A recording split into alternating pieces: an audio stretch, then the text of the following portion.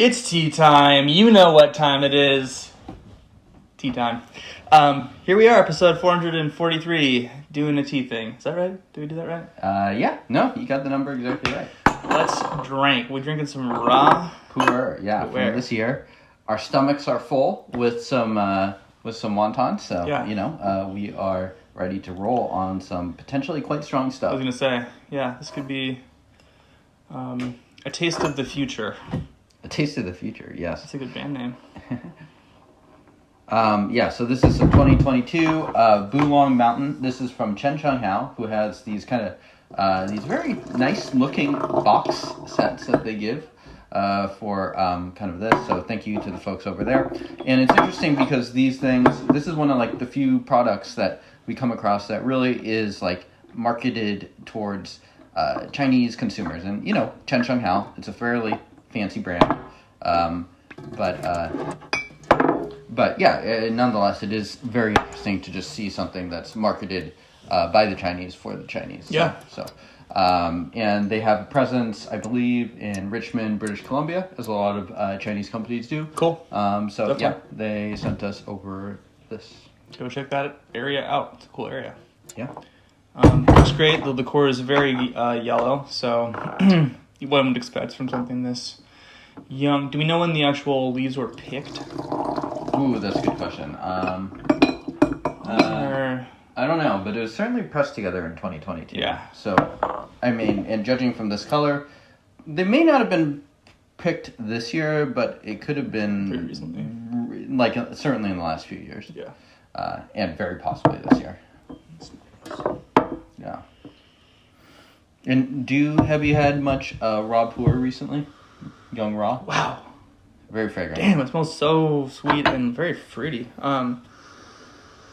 That's what they smell like before they kick you in the ass. I was gonna say.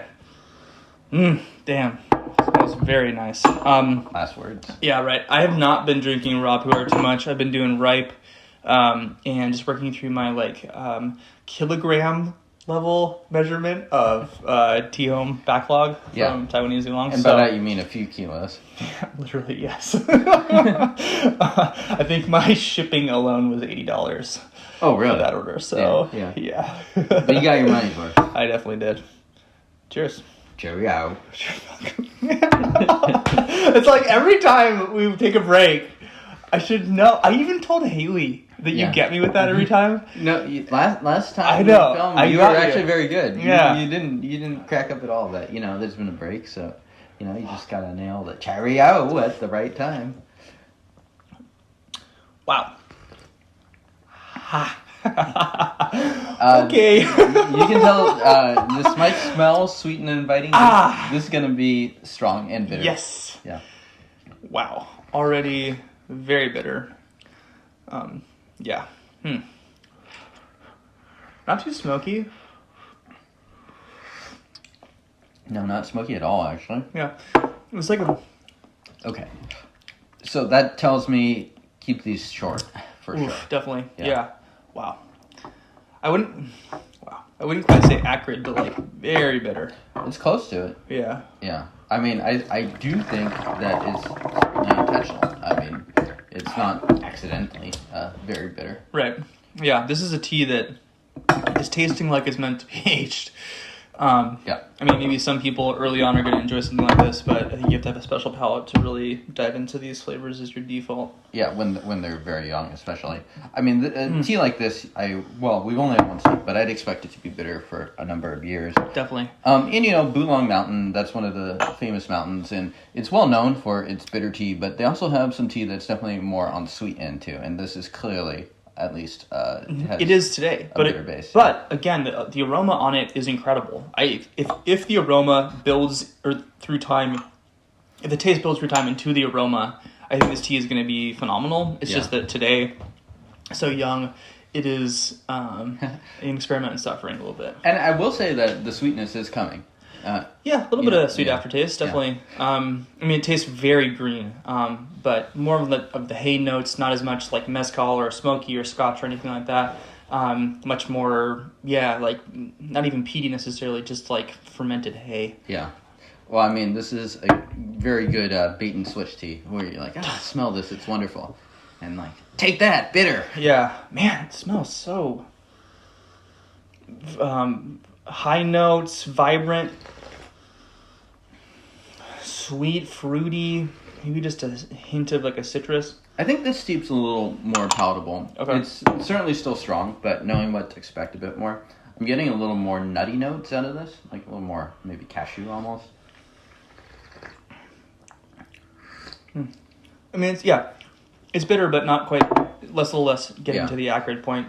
I think I may have been a little bit lackadaisical on the first steep, maybe let it hang out for a few seconds, which, you know, depending on the tea, might not make a big difference, or it might make a rather large difference. The material itself is tasting, for me, really smooth and clean. Certainly. Yeah, it's almost maybe even a little bit less than like a medium texture today. Over time, it's going to lessen in its intensity. You can up the steep time and probably build a little bit more texture as a result of that, mouthfeel-wise. It's not bad. It's very bitter, but it's not bad. Yeah. I mean, again, you can kind of, taste the promise of this tea. Yeah. It's one of those teas that has one very prominent tasting note if you brew it the way that we do. And then it has a bunch of other things going on in the background, and you kind of got to dig beyond that straight bitterness to get to those things. But I do think it's clearly pretty decent leaves and like quality material. Yeah, very grassy to me, almost tasting like, again, a fermented green tea, which is what it is. But especially right now, some of these can have a bit more of that almost mushroomy or earthiness to it. Again, pea might be a way of describing that. Maybe if it were a bit more smoky too, Scotch or Mezcal might be other familiar flavors to people. This, not so much. Again, just more of that like, it's like hard to call it crisp because it's so bitter, but it has that freshness to it. Yeah, wonderful aroma. I mean, really strong floral vibes coming out of it right now. And the actual quality of the leaves is really pretty amazing. Yeah. Small leaves. Yeah, small leaves, which is pretty typical of spring in Bulong, Monghai County. Almost vanilla-y a little bit in the smell. Cheers. This is one of those teas, too, that really does show its hand. It's like, you're not going to mistake this tea for an Iwu tea. It's like, it might kind of smell like an Iwu tea in some ways, just because it's young Pu'erh too, but it's like, I think it would be a highly unusual Iwu tea. Yeah. Yeah, quite bitter. I would venture to say more bitter than most coffee, frankly. Yeah. Yeah. I mean, I do think there's a selection of coffee drinkers that tend to look at tea as a very weak beverage, and I think a lot of the things we consume here would pretty much immediately disprove that. Yeah. Oh my gosh. Yeah. Certainly this tea.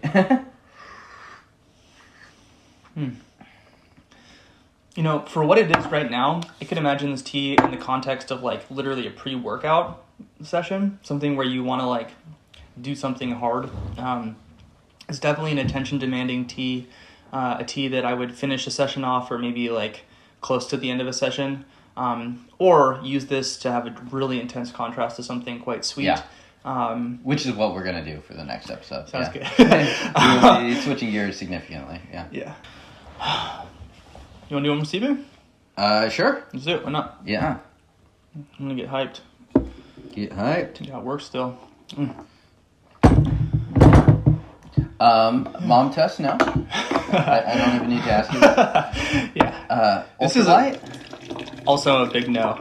But again, I could imagine this in like you said, maybe 15 years, maybe even 20 years, being incredibly sweet and easy to drink and delicious. Okay.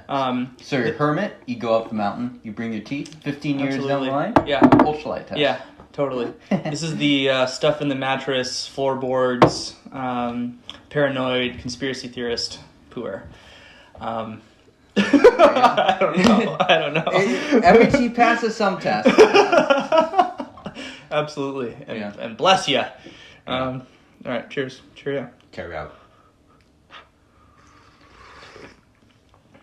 Yeah, I mean, it's pretty consistently kind of that same profile. Yeah. And it's like one of those where it's like, It's not even particularly thick. I mean, it's not Right. thin either, but it's like one of those where I would probably normally like to start pushing, Right. but it's so bitter that you just know that if you push more, you're just gonna...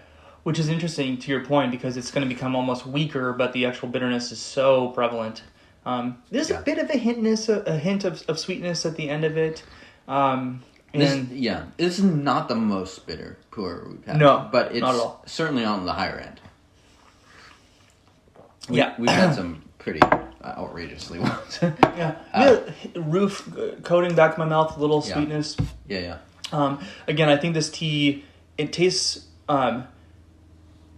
interesting now. Again, with the promise, I think, of something really quite wonderful over time. So, Yep, indeed. and those folks are selling cakes of this 327 grams cakes, if I'm reading that correctly. 357? Yeah, standard size. So $233. So it's not a cheap tea, but Right. it's one of those teas that's certainly a aging project. absolutely, yeah, and a tea that probably will go up in value over time.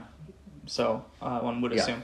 And I think, some teas we bring on and they're really bitter and intense, and it's like, I don't know where this is going to go. Yeah. I do feel like this is a tea that already today tastes, despite being bitter, it tastes smooth.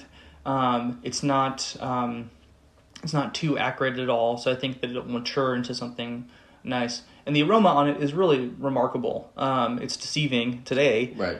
So I could see picking this up as a potential investment. It'd be hard to really know for sure. I think 5 years from now, you might have a better sense of how this is going to develop. Exactly. But it might also be a lot more expensive. Yeah, and you make a good point there about like how this is very bitter, but it's not like it's fairly smooth in a certain way, in a way that like more of these like small brands that are making like these smaller run labels and stuff can be, as opposed to something like a Munghai Tea Factory where it's going to be rough and bitter. Yeah. This one is bitter but has smoothness elements to it. So in that sense, it is a very interesting contrast. Too.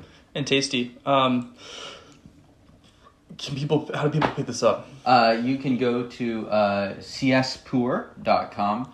So that's for Chensheng Hao. So they ship from, or they do have a North American presence. So easy as far as those things go, as far as ordering from them. They're kind of one of those brands that's like certainly bigger than boutiques. And operating on that level, but is also aiming for kind of a little bit of a bougier brand, a little bit nicer marketing and stuff like that. So we have like this real nice box that it came in and stuff like that with their own tote bag. So it's that sort of a company if you are familiar. Totally, and their website's accessible. It looks nice. It's easy to use. So check them out. tdb.org for every written piece of content you could imagine about tea. Everything! Including teas from the future. The future! We actually time travel. Where tea... Wait, which episode is that? What? Subscribe. Like the video. Get your cat to like the video. Subscribe your cat's Instagram to tdborg, at tdborg Instagram. Do the things, click the buttons, and comment below about your favorite Pu'erh. And until next time, Cheerio. Cheerio.